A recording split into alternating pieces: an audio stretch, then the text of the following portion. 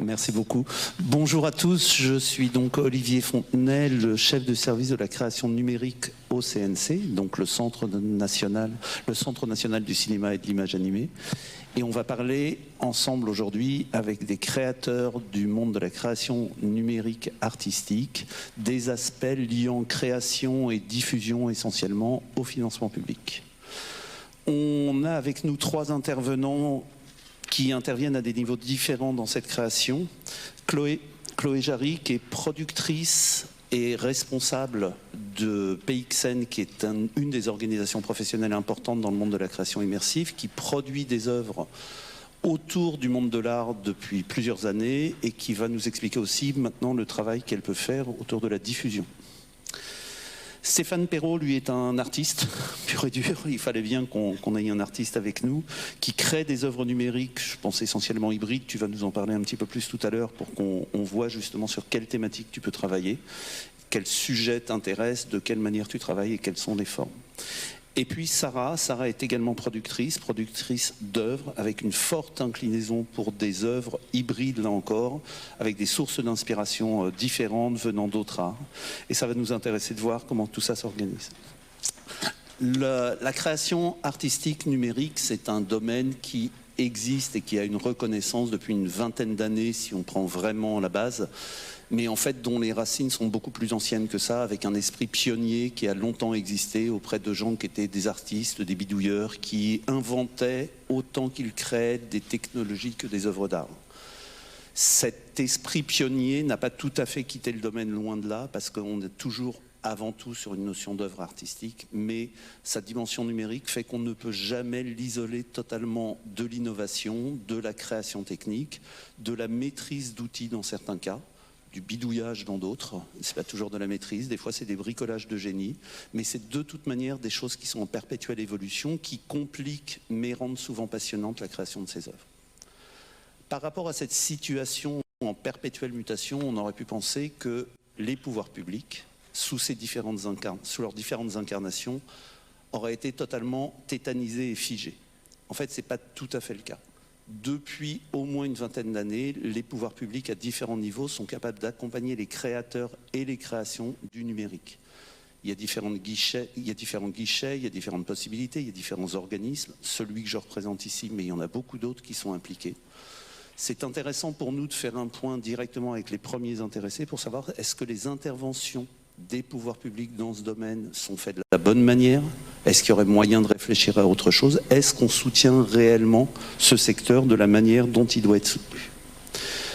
Du coup, on va passer la parole en premier à Stéphane, je pense, qui intervient le premier dans la création, justement en tant qu'artiste. J'aimerais bien que d'abord que tu nous dises un petit peu plus qui tu es, ce que tu fais, sur quel type de projet tu travailles. Bonjour et je suis enchanté d'être ici. Comme Olivier vient de le signifier, je suis donc plasticien. Je suis un plasticien un peu particulier. Je suis vraiment au cœur de l'hybridation de tous mes projets depuis le début de ma carrière, de mes études même. J'ai commencé à hybrider entre la scénographie, le monde des arts vivants et le monde des arts plastiques, en faisant de la scénographie multimédia, puis ensuite en faisant des spectacles, et aujourd'hui je fais essentiellement des installations et depuis 3 ans une œuvre en tout cas. J'ai commencé par une œuvre VR pour m'attaquer à un sujet qui m'est cher, qui est celui des problèmes liés à l'énergie nucléaire. C'est d'ailleurs pour ça que j'ai choisi les lunettes VR, parce que finalement ces projets de nucléaire parlent essentiellement de prospective dans un futur très lointain, puisqu'ils nous amènent dans des futurs quasiment impossibles à imaginer.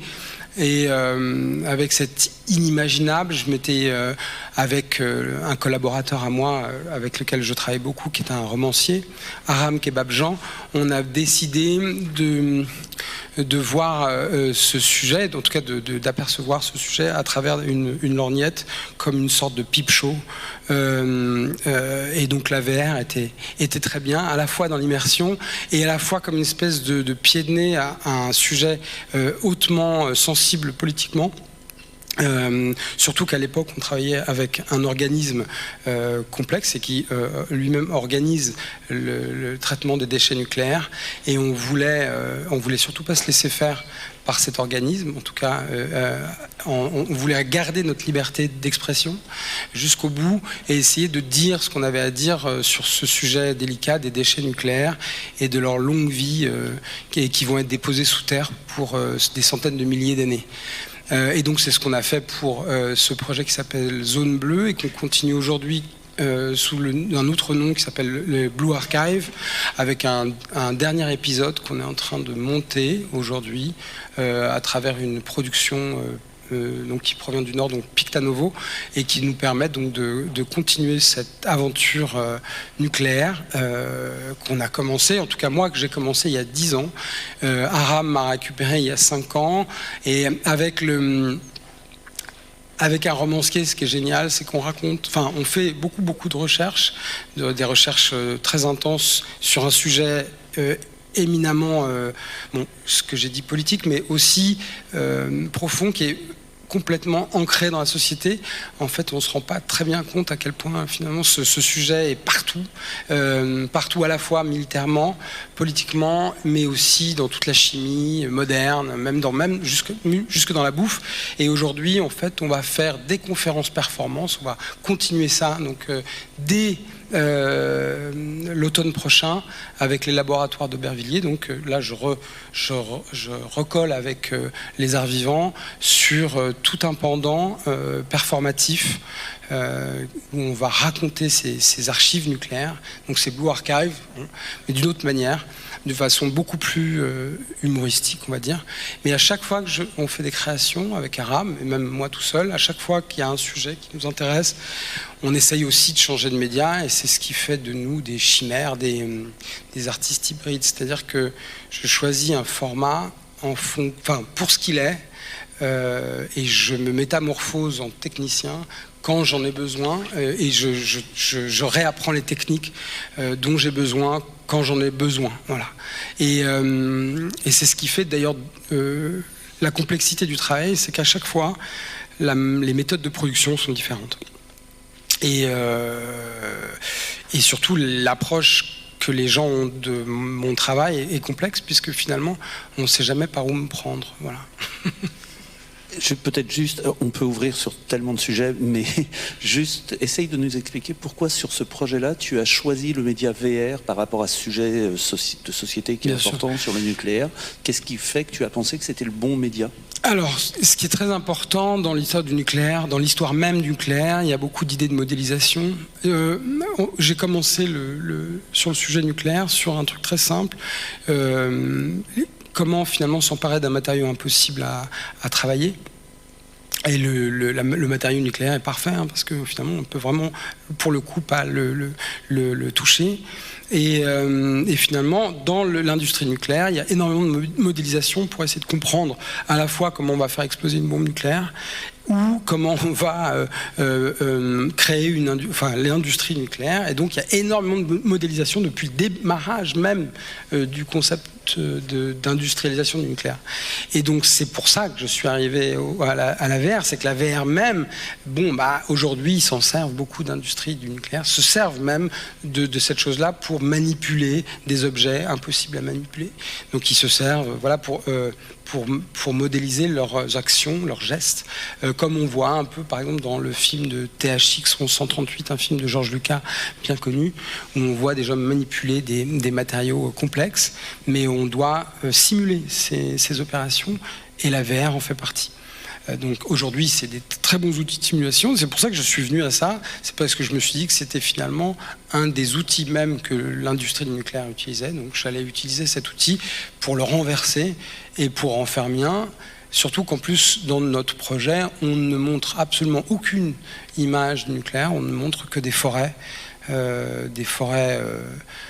synthétiques, donc en 3D, synthétisés, qui proviennent d'univers de jeux vidéo, mais qui sont donc hyper réalistes, et qu'on a transformés dans une espèce de milieu romantique, comme des hommages à Novalis, pour essayer finalement de raccrocher à un futur lointain qui est très complexe à imaginer, voire impossible à imaginer, et on se demande même à quel point les industries nucléaires peuvent même envisager de l'imaginer. Voilà. Merci. Sarah, toi, tu es productrice, tu travailles avec des artistes, et notamment sur des œuvres qui, elles, qu'on peut qualifier d'immersives, mais qui n'ont pas fait le choix de la VR, mais d'autres supports. Est-ce que tu peux nous présenter un petit peu ce que tu fais, ces œuvres, et justement aussi le choix de ces supports? Bien sûr. Bonjour à toutes et à tous. Encore merci pour l'invitation. Je suis ravie d'être là. J'ai justement fondé ma société qui s'appelle Cheeky Boom. Maintenant, ça doit faire bientôt 4 ans. Parce que j'ai rencontré une metteuse en scène qui m'a dit « Ah, mais j'ai lu un livre de Jean Telet qui s'appelle Entrer dans la danse, qui parle de la peste dansante de Strasbourg. Je veux en faire une installation immersive qui mélange théâtre, danse et cinéma. » Et moi j'ai fait de la danse quand j'étais petite, j'ai fait du théâtre, je viens d'une famille de musiciens, j'adore l'art contemporain, donc en fait on me dit ça, je me dis allons-y. Et en fait elle me parle pas de réalité virtuelle, elle me parle d'offrir à un public un moment, une histoire où on les met en condition, ou en tout cas on les met dans une situation et où le format là aussi vient du concept et du récit à la base. Et je rencontre cette metteuse en scène qui s'appelle donc Julie Desmé-Weaver. Et 4 ans plus tard, on va sortir ce projet au Théâtre National de la Danse de Chaillot dans 10 jours. Ce qui me plaisait, c'était le côté très ouvert et j'ai envie de dire presque populaire de cette histoire et donc du format. L'idée étant de faire danser les gens ou en tout cas de les mettre dans cette foule et de leur passer cette histoire. Et le fil conducteur de tous les projets que je fais, c'est cette implication du public qui n'est pas forcément un public de connaisseurs des nouvelles technologies, mais qui est plus aller voir un autre public et les engager de manière sensorielle, physiquement, alors pas de manière éprouvante, mais dans un récit. Voilà, c'est ce que je fais. C'est déjà bien, je crois que tu travailles sur une autre œuvre aussi en ce moment. Oui, et pareil, on en revient sur la question du mouvement et où est-ce qu'on rencontre le public. C'est un projet en réalité virtuelle pour le coup, parce que là, l'immersion et l'histoire appellent cet objet. Mais de la même manière, j'ai rencontré une réalisatrice qui m'a dit « Ah, j'ai un projet architecture et féminisme ». C'est bon, j'avais acheté, j'avais signé. Et l'idée du championnat, c'est en fait de placer un utilisateur-utilisatrice sur un escalier électrique et en fait de faire avancer l'histoire à l'intérieur du casque grâce à ce mouvement. Et dans le casque, ce qu'on voit, c'est du championnat, un personnage féminin fort qui a décidé qu'elle a arrêté de descendre et que maintenant elle montait des escaliers. Et alors que vous montez cet escalier, vous êtes rejoint par une foule de femmes. Et c'est vraiment un exercice dans... Alors j'aime pas ce mot en français parce qu'il n'existe pas, mais empowerment, mais en fait c'est ça, c'est-à-dire comment on se sent impliqué physiquement et sensoriellement dans une histoire et dans une cause qui dans ce cas-là est l'égalité des genres et les droits des femmes. Tu nous as parlé d'Entrer dans la danse qui va être diffusée notamment au Théâtre National de Chaillot. Est-ce que tu peux nous dire en quelques secondes comment cette autre œuvre tu envisages de la diffuser? Pour du championnat, là c'est pareil, comme le récit a amené le format, du coup le format invite à une autre stratégie. Notre logique sur du championnat, c'est de se dire qu'on est très relié à l'art contemporain, mais aussi à la question de l'installation, Donc pour nous, ça va dans des musées, ça va dans des lieux culturels et ça peut être acheté comme une œuvre en fait. C'est pas juste quelque chose qui se regarde en 5 minutes avec un casque, pas que ça soit pas bien, mais c'est pas le processus. Il y a vraiment, il faut monter sur l'escalier, on veut créer quelque chose après. Donc l'idée c'est d'aller voir des musées et des lieux culturels. Mais là se pose la question, de la même manière que pour entrer dans la danse, j'ai été obligée d'aller voir des interlocuteurs qui étaient du spectacle vivant et qui comprennent pas forcément la production cinématographique ou audiovisuelle. Là, je me retrouve avec un autre milieu qui est celui de le marché de l'art. Et en vrai, le marché de l'art, ils nous attendent pas sur le type de production qu'on fait. Donc il faut être innovant aussi dans la manière dont on pense cette diffusion.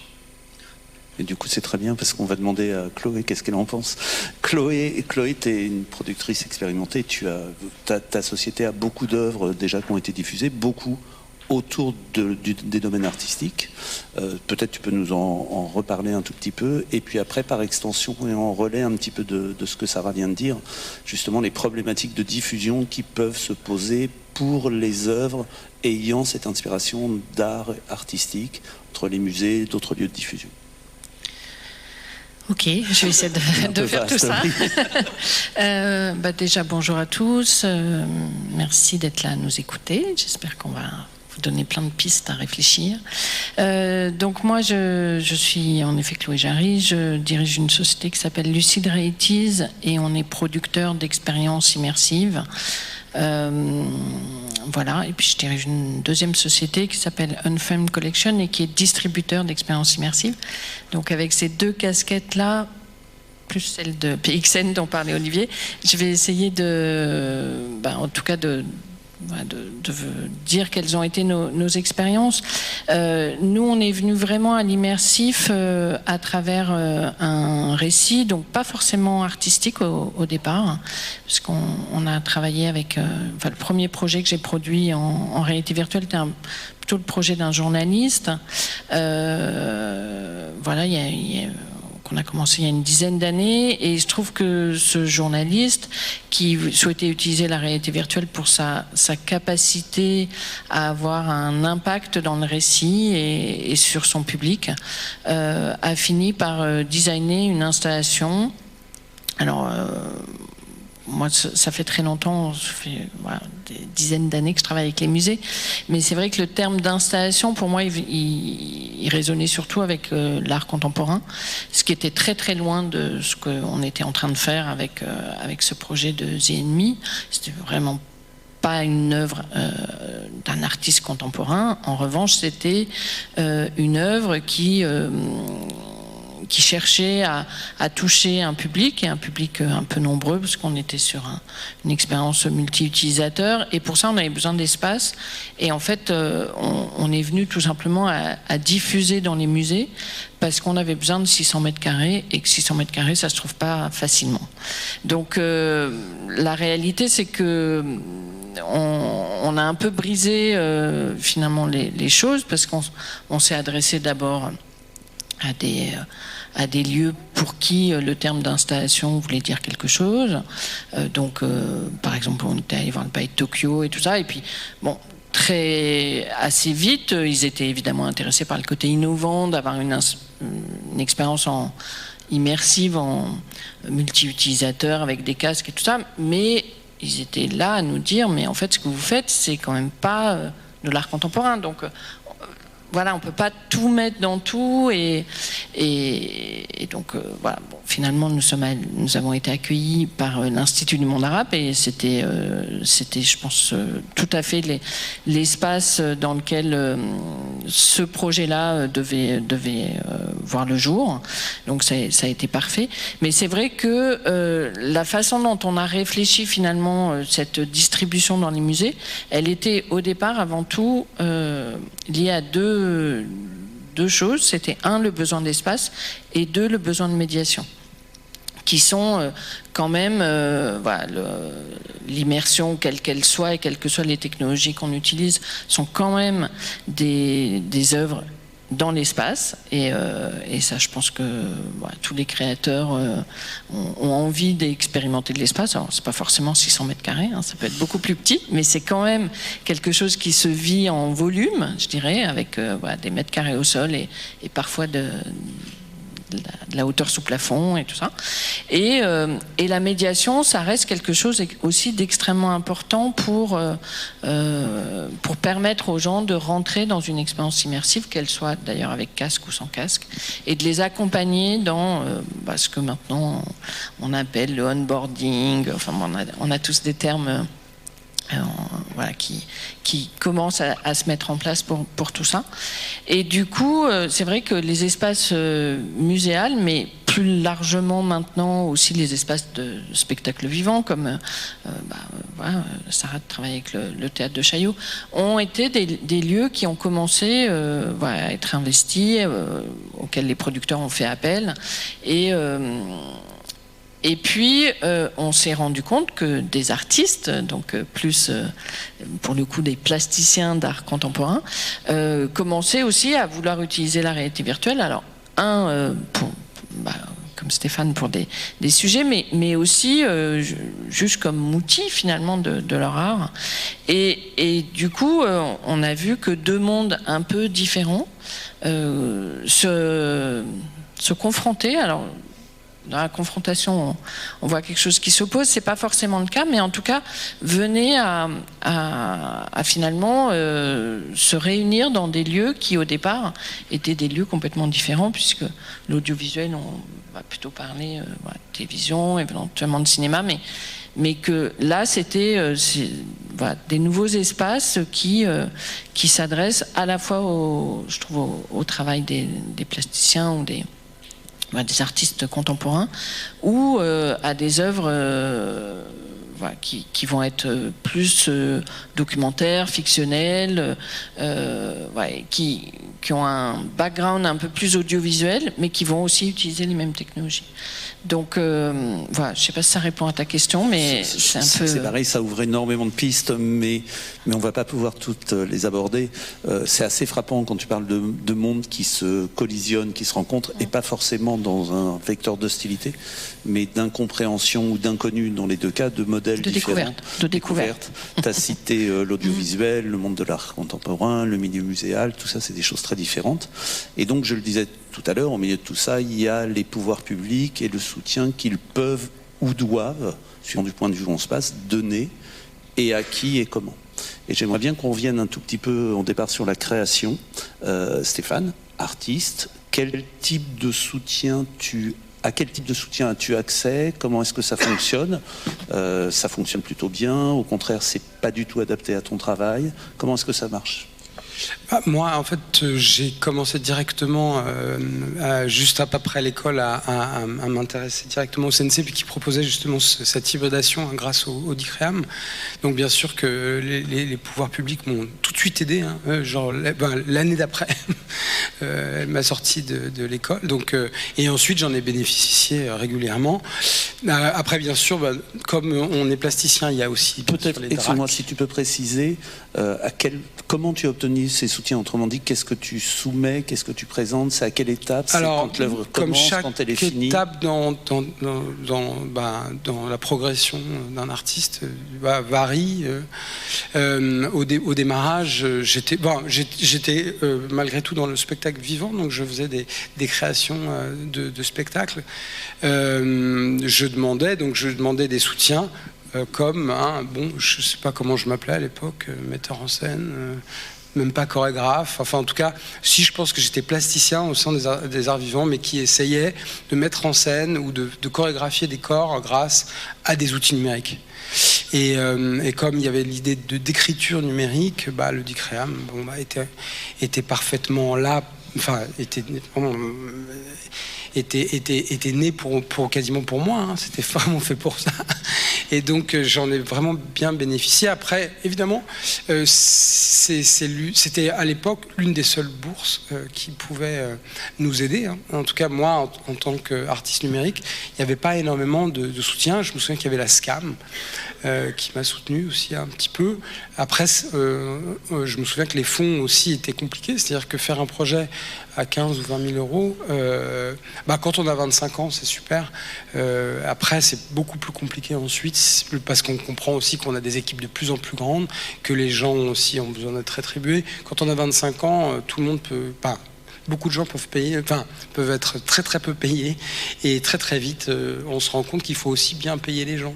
Et en fait, bien payer les gens pour que finalement tout le monde s'y retrouve, on se rend compte que 25 000 euros, ça va très vite. Alors, sans vouloir trahir un secret, tu n'as plus tout à fait 25 ans. Non. Comment est-ce que maintenant tu travailles sur les créations? Est-ce que tu as des soutiens toujours? Est-ce qu'au contraire tu travailles sans soutien sur les phases initiales? Comment est-ce que ça fonctionne? Alors pendant très longtemps j'étais en galerie, donc j'avais tout un mode de processus de production qui était très différent, parce que je produisais à la fois pour le marché de l'art, entre guillemets. Aujourd'hui, ça fait 4-5 ans que j'ai abandonné ces modes de production, et maintenant j'essaie d'élargir complètement ma palette et d'envisager d'autres modes de production.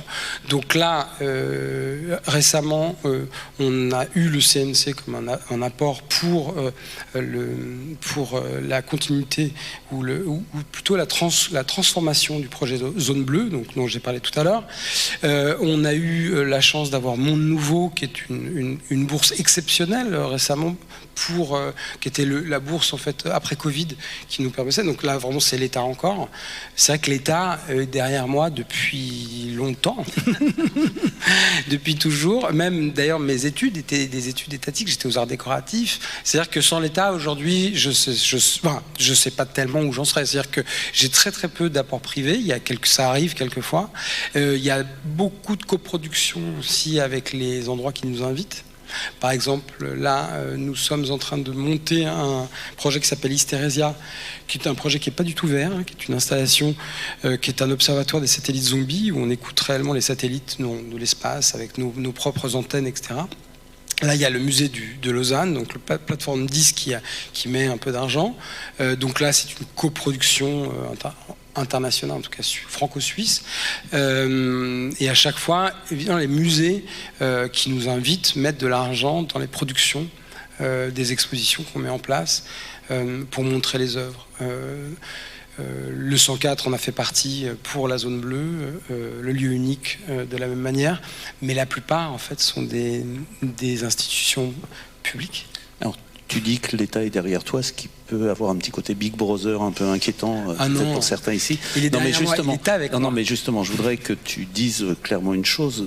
Ces soutiens d'État sont-ils liés à une volonté de contrôle ou de suivi du contenu? Est-ce qu'en tant qu'artiste, tu te sens libre ou pas? Non, mais je pense que c'est un sujet intéressant pour les gens qui n'ont pas encore bénéficié de ce type de soutien. Alors moi, j'ai la chance de travailler avec un chorégraphe américain qui est justement, lui, c'est genre enfui des États-Unis parce qu'il n'y avait plus de soutien. Donc voilà. Enfin, il n'avait plus de soutien. Il avait du soutien, mais il faut bien imaginer que, par exemple, aux États-Unis, il faut faire des dîners de gala pour faire du fundraising. Voilà. En France, on a quand même cette grande chance d'être soutenu. Et il y a il y a quand même malgré tout un panel d'aide assez considérable. Et comme je fais partie de ce côté national, avec ces écoles nationales, etc., qui m'ont appris finalement à monter ces dossiers, donc je suis sorti de là en sachant exactement comment j'allais le faire.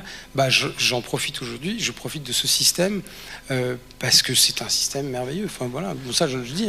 Sinon, je ne sais pas tellement comment je ferais. Vraiment. Mais du coup, est-ce que l'État, les différentes entités prennent un droit de regard sur ton contenu? Est-ce que tu sens cet État qui est dans ton dos? Est-ce qu'il y a une ombre tutélaire qui corrige tes documents? Est-ce que tu as une vraie liberté de création ou pas? Non, je n'ai pas eu l'impression. Enfin, je suis quand même relativement libre. Donc, même quand c'est l'État du côté justement des déchets nucléaires, même là, il n'y a pas moyen de contrôler. Enfin, si on se fait contrôler, il n'y a plus d'art. Donc non, dans ce cas-là, j'arrêterais tout de suite de travailler ou je trouverais d'autres modes de production. S'il y avait le moindre doute là-dessus. Alors, voilà, ça c'est sûr et certain. Normalement, oui. Petite synthèse rapide. Donc, on n'est pas ici pour présenter toutes les aides parce qu'il y en a beaucoup, etc. Ça nous emmènerait trop loin.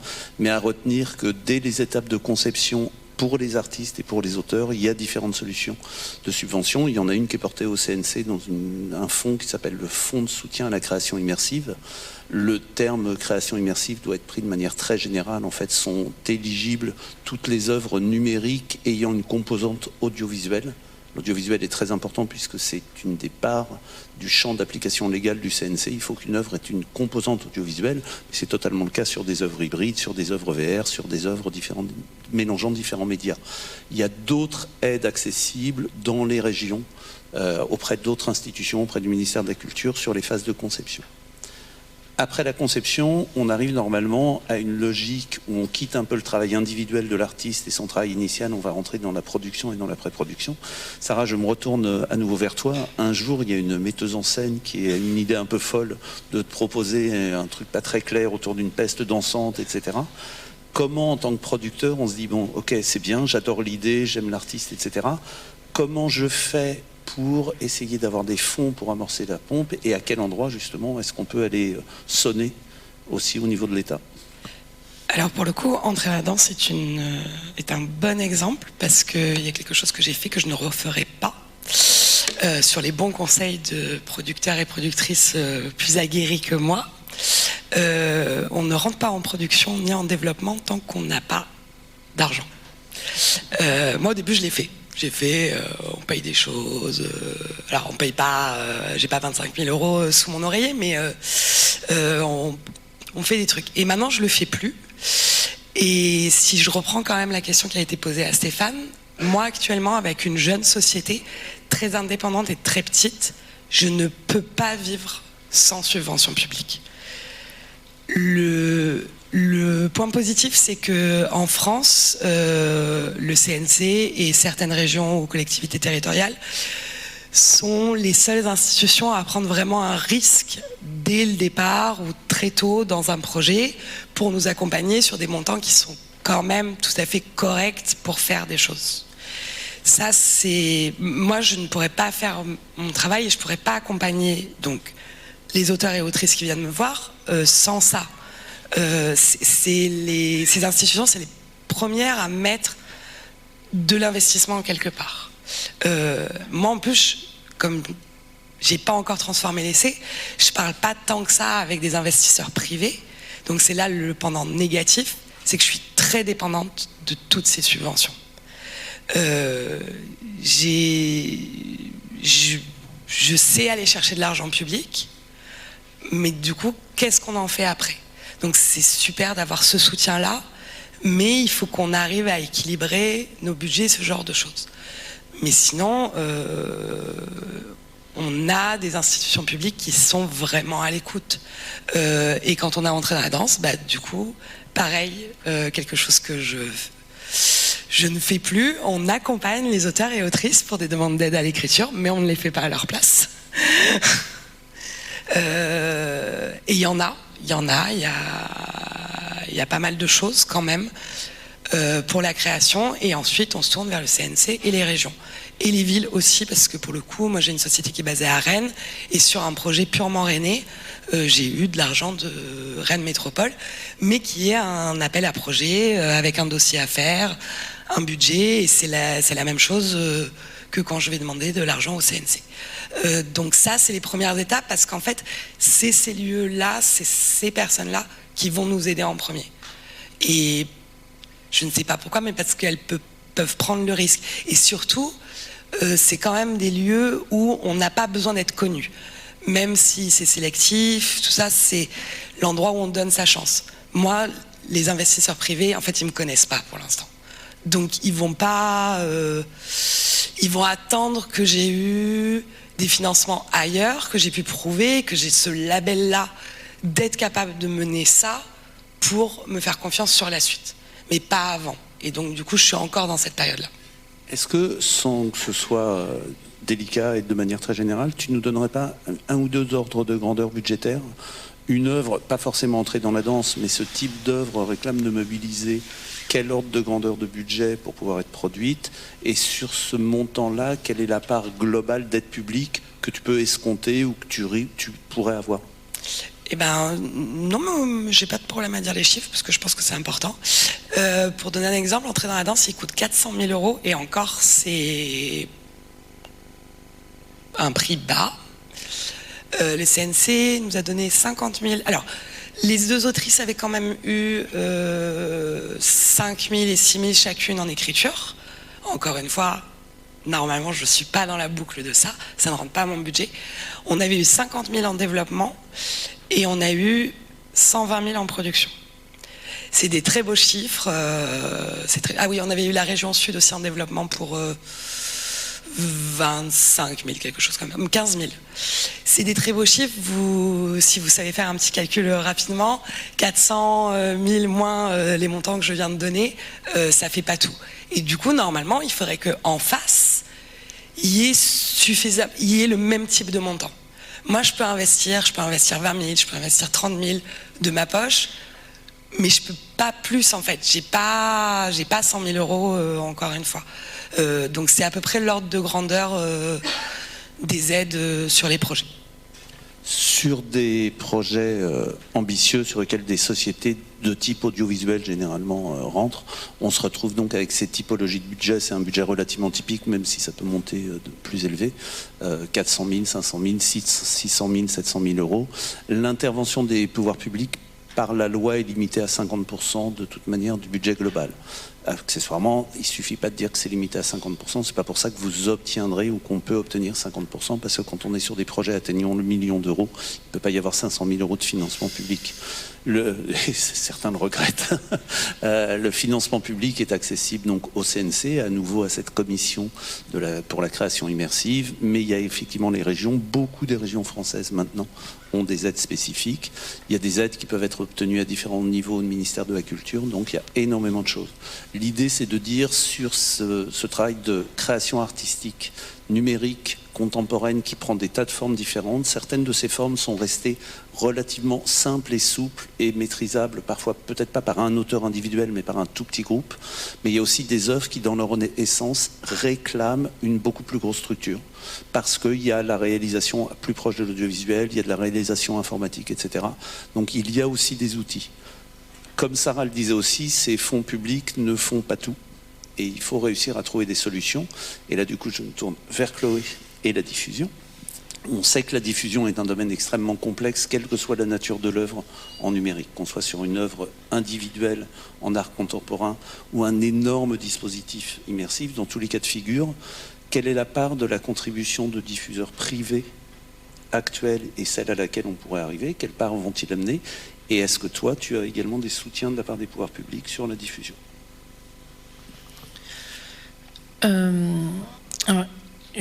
La première partie de la question, c'est sur la diffusion aussi ou c'est... Oui.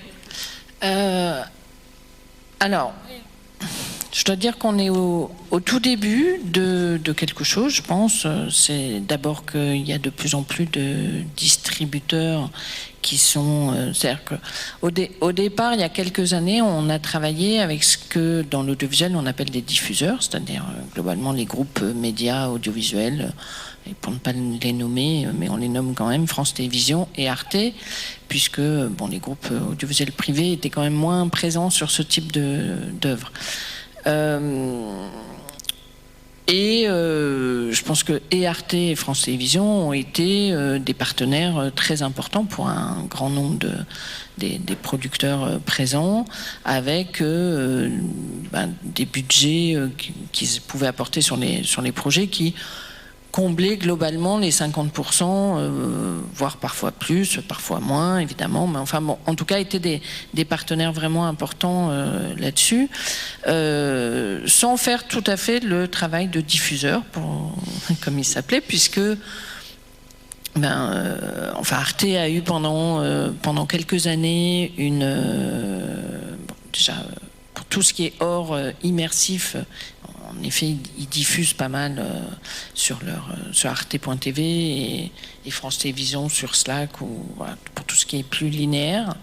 Et pour les projets immersifs, Arte a eu pendant quelques années une appli qui permettait de diffuser de la création vidéo 360, ce qui du coup été assez logique qu'ils continuent à être des partenaires de ce type de projet, même si après il pouvait y avoir des versions autres que les versions 360. Mais voilà. Leur coproduction venait en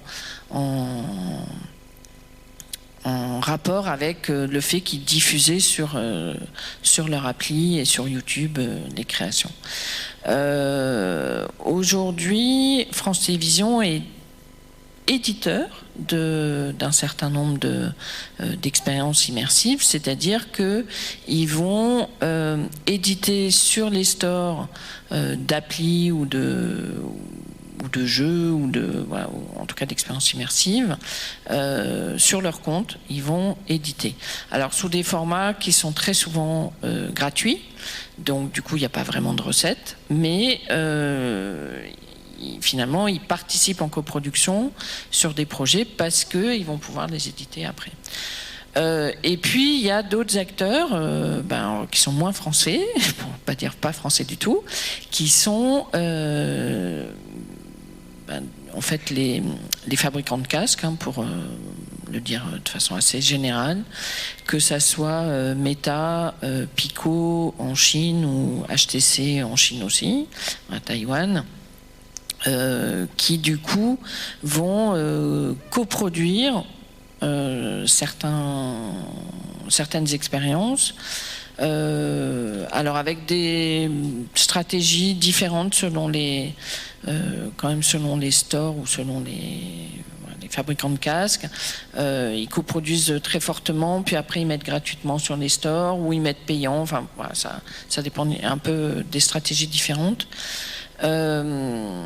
Et puis il y a d'autres types d'acteurs, toujours chez HTC par exemple, nous on travaille beaucoup avec un acteur qui s'appelle Vive Arts, qui du coup ne coproduit pas des œuvres ou ne commandite pas des œuvres, parce qu'ils sont aussi sur de la commande, pour les mettre sur des stores, et donc pas pour les fournir à leurs casques, en tout cas aux gens qui ont acheté des casques, mais qui vont plutôt être sous une forme de mécénat, je dirais. Pas tout à fait du mécénat, mais enfin bon, on pourrait appeler ça du mécénat. Et donc commander des œuvres, commanditer des œuvres ou coproduire des œuvres qui vont être présentées sous forme événementielle dans des biennales, dans des voilà, ça c'est plutôt pour le monde artistique ou dans des musées, voilà, et qui deviennent du coup partenaires, alors à un niveau plus ou moins important d'ailleurs, ça dépend de ce que le producteur veut bien leur laisser, mais qui vont aider à la diffusion parce que ils vont arriver aussi avec des budgets de promotion, avec des budgets de communication, etc., qui sont aussi des choses dont évidemment on a besoin.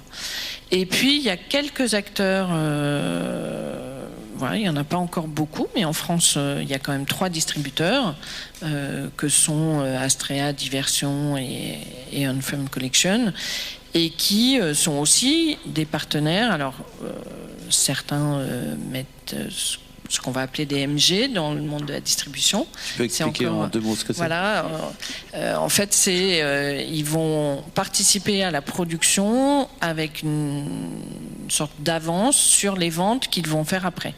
Donc, et c'est un peu plus qu'une avance parce que c'est ce qu'on appelle un MG, un minimum garanti.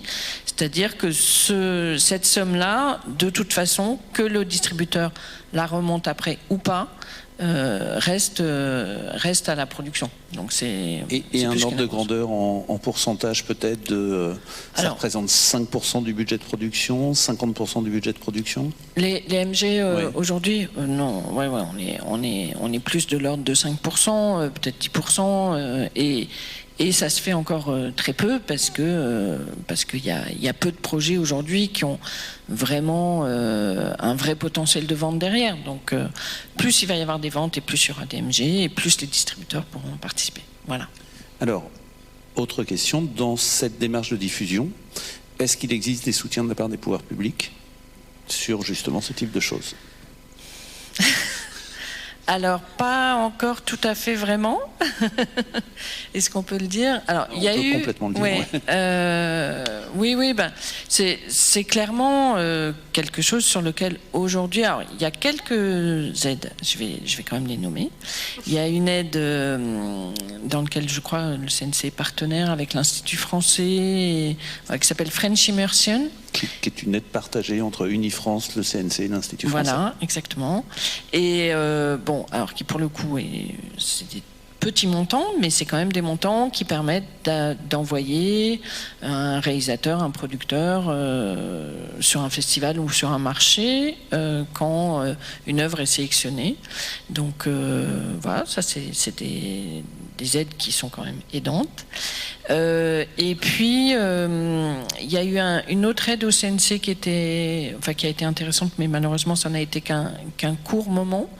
Mais c'est quand même, ça a aussi aidé, même si c'était pas une aide à la diffusion, mais ça aide à la diffusion, puisqu'il y a eu une aide au portage qui a permis à des producteurs et des créateurs de mettre à jour d'une certaine façon l'œuvre qui avait déjà été produite ou de la rendre disponible sur un autre casque ou sous une autre forme. Je crois qu'il y a eu des adaptations aussi sur d'autres formats, ce qui permet du coup de s'adresser à un autre marché ou d'agrandir le marché premier de l'œuvre. Donc ça, c'est sous une certaine forme une aide à la diffusion. Malheureusement, ça n'a été qu'un one-shot et on attend que le CNC veuille bien débloquer un budget qui revienne chaque année. Mais c'est vrai que pour le moment, des aides à la diffusion, il n'y en a pas tellement. Voilà. Alors après, moi je ne vais pas tout à fait non plus cracher dans la soupe, parce qu'en revanche, on a eu des aides européennes qui nous ont aidés, en tout cas nous, chez Lucine Realities, à créer une plateforme de distribution et qui là sont des aides, alors pas des aides à la diffusion, mais des aides à un outil qui permette la distribution. Voilà. Donc, et ça, c'était une aide européenne.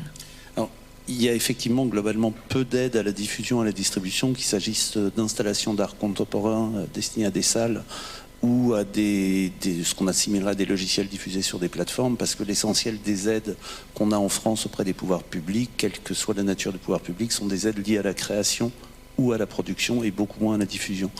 Mais du coup, ça ouvre une question que je vous pose réellement et au premier degré par rapport à ce que vous connaissez. Est-ce que vous pensez que cette répartition des aides, c'est-à-dire d'aller plus vers les créateurs et les sociétés de production, moins vers les diffuseurs, est la bonne? Est-ce que vous pensez qu'au contraire, il faudrait rééquilibrer?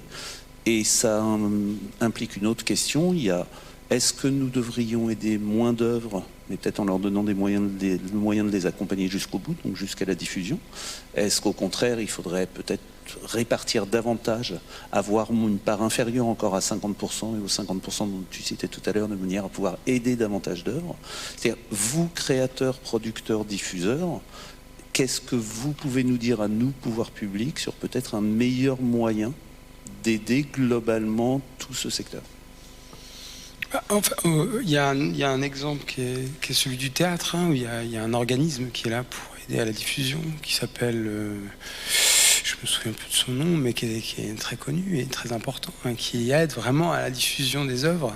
Malgré tout, je pense que oui, il y a, après, il y a un truc quand même hyper important, c'est de se dire aussi que il faut aussi savoir voler de ses propres ailes aussi, quoi. Bon, hein, c'est un peu vrai aussi, c'est-à-dire que c'est ce qu'on disait tout à l'heure, on est très soutenu, etc.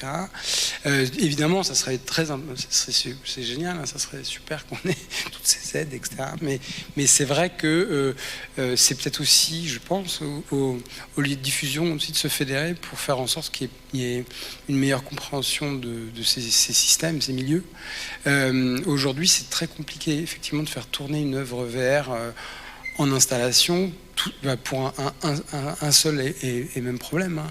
C'est faire en sorte qu'il y ait des médiateurs ou des gens qui s'occupent des propres utilisateurs pour faire tourner l'installation.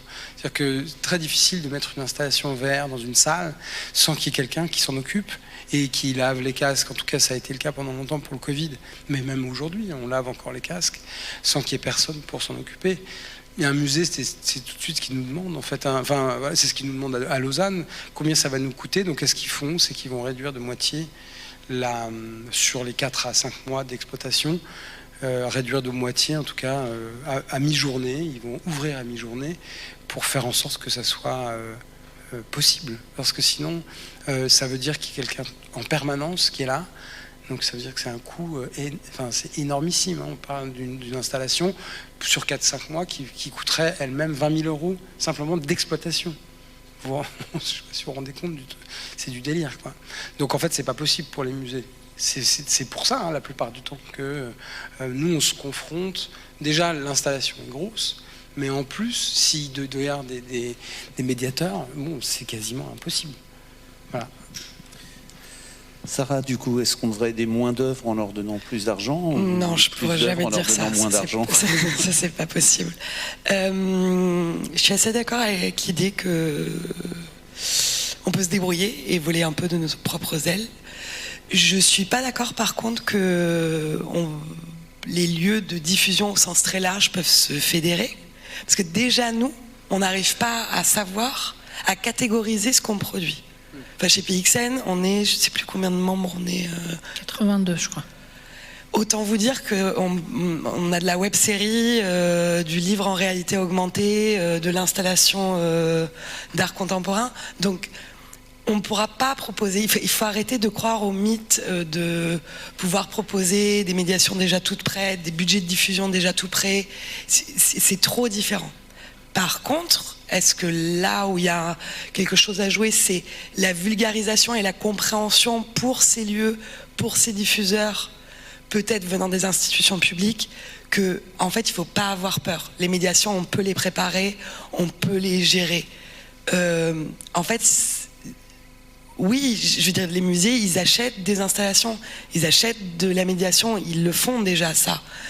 Faut pas qu'ils aient peur en voyant nos budgets, en fait. Nos budgets, ils sont maîtrisés, ils sont calculés, ils sont réfléchis. On n'arrive pas en leur disant « Ah bonjour, on veut 50 000 euros pour laisser un truc que vous ne savez pas utiliser, en fait. » On arrive à s'adapter à leurs demandes.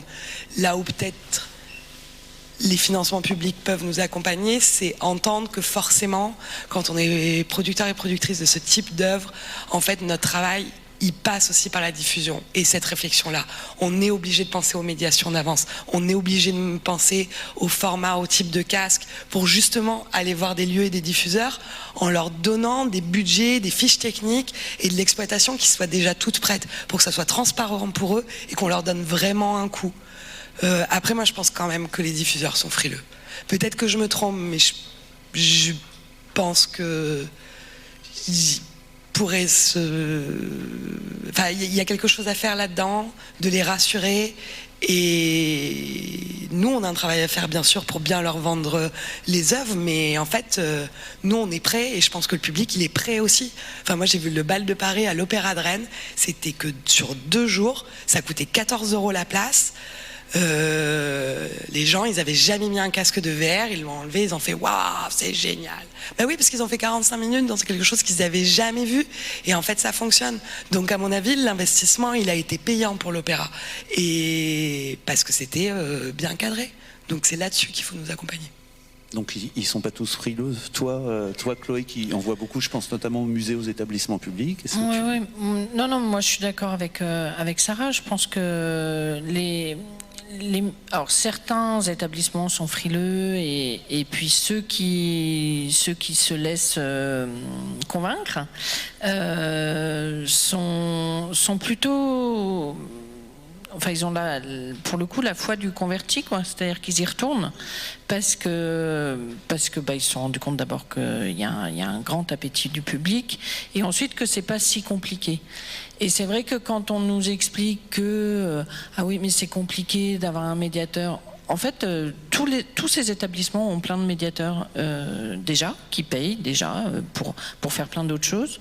Et la réalité, c'est que c'est des questions de formation. C'est pas des questions. On va pas recruter en effet une personne pour faire que nettoyer des casques, mais au fur et à mesure, on se rend compte que d'abord le public est de plus en plus averti, que autant il y a 5 ans, il fallait 2-3 personnes pour gérer 3 utilisateurs. Aujourd'hui, une personne peut en gérer 10-12, et que du coup, les modèles économiques sont largement plus simples à mettre en place, et qu'au fur et à mesure, ça va grandir, puisqu'il y aura de plus en plus d'espace laissé à ce type d'œuvre, et un public de plus en plus averti, qui sera moins inquiet, qui peut-être pourra même passer une lingette lui-même pour nettoyer son casque. En plus, ça sera mieux fait et fait à sa façon. C'est ce qu'on a quasiment failli proposer. Mais bien sûr. Parce que c'est très simple, tout le monde le fait, même sur des mais tout le monde le fait, audio. et il n'y a aucun problème. Et souvent, ils refusent juste parce qu'il y a des gens qui peuvent partir avec le sac entier de lingettes. Ben oui, mais il faut trouver des moyens pour attacher le sac complet de lingettes. Non, mais il y a plein de choses à trouver pour se rendre compte que c'est pas si compliqué. Ben, oui, mais alors c'est vrai qu'après on arrive à finalement gérer des choses qui sont vraiment du pratico-pratique, du concret, qui est que il faut réfléchir à comment un public large, divers, va pouvoir entrer dans cette expérience. Mais globalement, il y a de plus en plus de choses qui se font de façon très simple. Et ce qui est sûr, c'est que quand une équipe d'une institution est motivée, elle trouve très vite les solutions. Quand elle est moins motivée, c'est plus compliqué. Mais ça, on le sait, c'est la vie, quoi. Bon, en tout cas, c'est encourageant. On arrive pratiquement au bout. Je pense qu'on a peut-être quelques minutes s'il y a quelques questions dans la salle.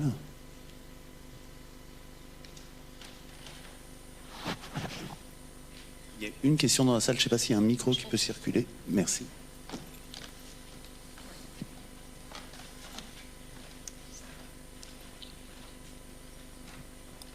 Bonjour. La question serait plutôt comment vous voyez en fait le futur concernant les espaces publics qui se prêtent à faire des expositions d'art contemporain par rapport aux espaces dédiés, réalité virtuelle on peut dire. À mon avis, c'est là aussi où on peut trouver des hicks par rapport justement d'avoir plus de possibilités dans des espaces d'art numérique, à avoir accès justement à faire des expériences du type réalité virtuelle, du coup sans avoir forcément besoin d'aller chercher un lieu dédié. Je pense que pour aussi la diffusion, ça devient beaucoup plus compliqué, qu'elle n'est pas forcément adaptée, la réalité virtuelle. L'expérience des réalités virtuelles dans des espaces... Il faut bien comprendre aussi que le milieu de l'art contemporain, si c'est ça dont vous parlez, est quand même très frileux sur ce sujet-là. Je vous le dis parce que moi qui en fais partie, en fait, des lieux comme par exemple le Palais de Tokyo ou des endroits comme ça, il y a eu pas mal de productions, mais en fait on sent quand même qu'il y a quelque chose où quand on leur en parle, il y a quelque chose qui est trop lié justement peut-être je sais pas, au gaming, ou tout simplement à l'entertainment, qui fait qu'il y a une espèce de... Il se cabre un peu quelquefois. Et en France, je parle, pas forcément dans les autres pays. Par exemple, à Lausanne, c'est pas du tout le cas. Et même dans les autres, à Taïwan, on a rencontré plein d'acteurs. Mais c'est vrai que dans un certain milieu de l'art contemporain français, il y a un peu encore des réticences, je trouve. Non, mais c'est sûr. C'est loin. Je pense que tout dépend aussi de comment le projet leur arrive. Après, il y a avant tout, de toute façon, dans ce type d'institution, la volonté de faire leur propre programmation. Et ce qui manque aujourd'hui quand même, c'est une connaissance de ce qui existe.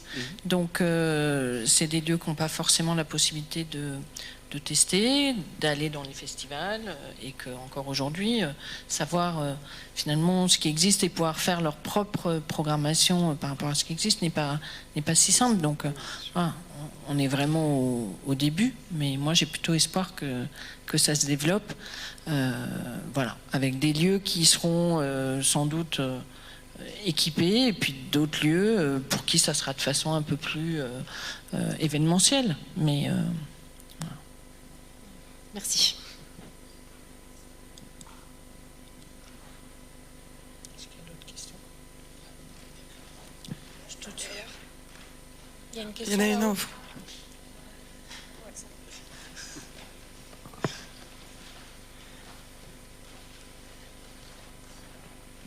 Thank you a lot for the wonderful Merci beaucoup pour cette discussion très intéressante sur la diffusion multimédia. J'ai vraiment apprécié d'entendre ce débat. Je me demandais quelles seraient vos suggestions, votre opinion pour ce qui est du financement public.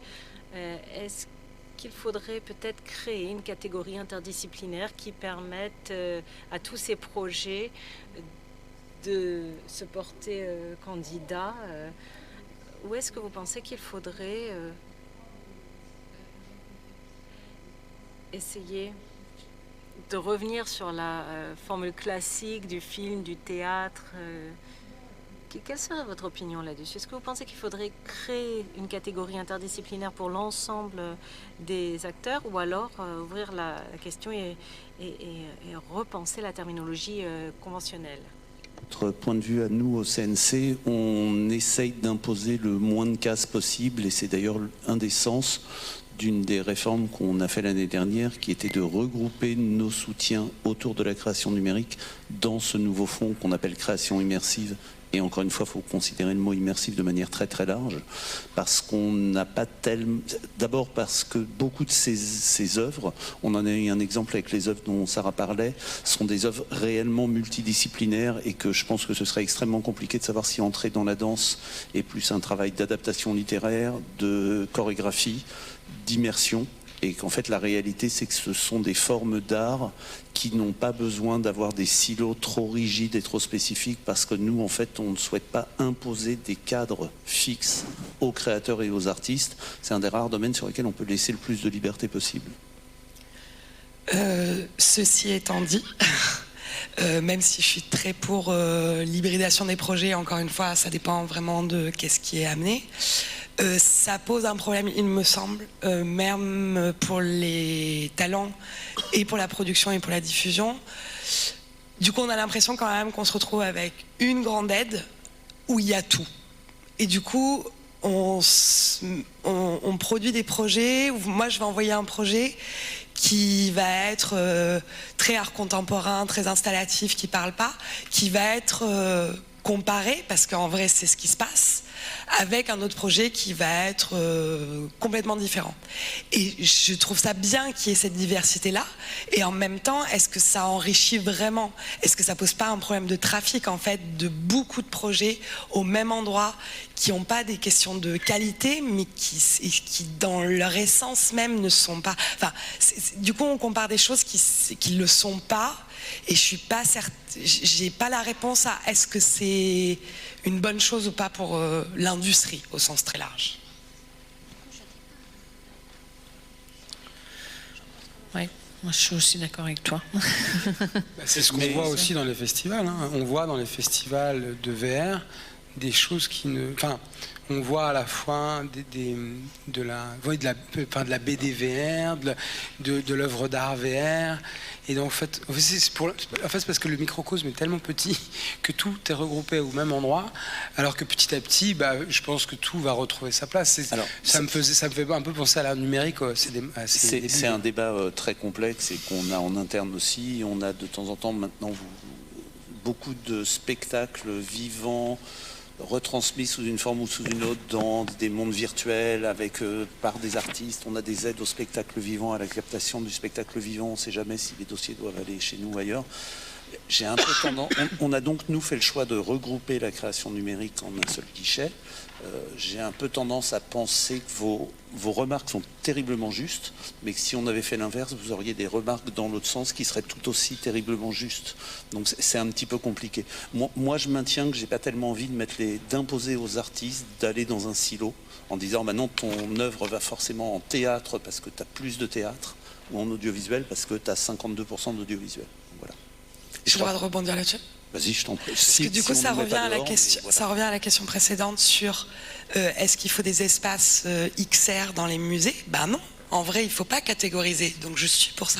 C'est-à-dire que la frilosité des lieux et tout ça, ça va venir de... En fait, on ne vous vend pas quelque chose qui est dans un casque VR, on vous vend une œuvre d'art, qu'elle ait une forme documentaire, expérimentale, c'est pas l'objet qui définit où il va. C'est pour ça que c'était exactement le même problème au début de ce qu'on appelait l'art numérique, enfin ce qui existe encore un petit peu, mais qui, à mon avis, n'a jamais fait de sens, puisque finalement, l'idée d'un art qui serait dominé par son médium, en fait, c'est plutôt le contraire. En fait, de la XR, c'est simplement un outil qui va permettre aux créateurs. Alors, on pourrait faire ça. Enfin, ça peut être. On peut développer une carrière en XR, mais on peut aussi s'en servir une fois, et puis y revenir dans 10 ans, et puis passer à autre chose. Enfin, voilà, c'est un outil. Enfin, je pense que c'est comme ça qu'il faut l'imaginer. Et c'est pour ça que des lieux dédiés uniquement à ça, ça a peut-être du sens à une période donnée dans l'histoire, mais je pense que ça sera dispersé comme tous les... Enfin, dispersé dans tous les... Comme tous les médiums sont dispersés dans tous les... Voilà. Après, peut-être qu'effectivement, des théâtres immersifs, je sais pas, ça sera à voir. Il faut voir justement le nombre de projets qu'il y aura de proposer, surtout. Je pense qu'on va terminer là-dessus parce que l'horaire nous y impose. On va se terminer sur ce message général, on va dire d'optimisme, mais aussi de questionnement, parce qu'il y a plein de choses qui ne sont pas réglées, parce que c'est un art qui est en perpétuelle construction, évolution. Personne n'a toutes les réponses, il y a des choses à tester, il y a des choses à faire évoluer. Et puis on aura l'occasion, j'espère, d'en reparler dans quelques années et de voir comment ça aura évolué. Merci Sarah, Chloé, Stéphane, et puis merci à tous. Merci. Merci. Merci.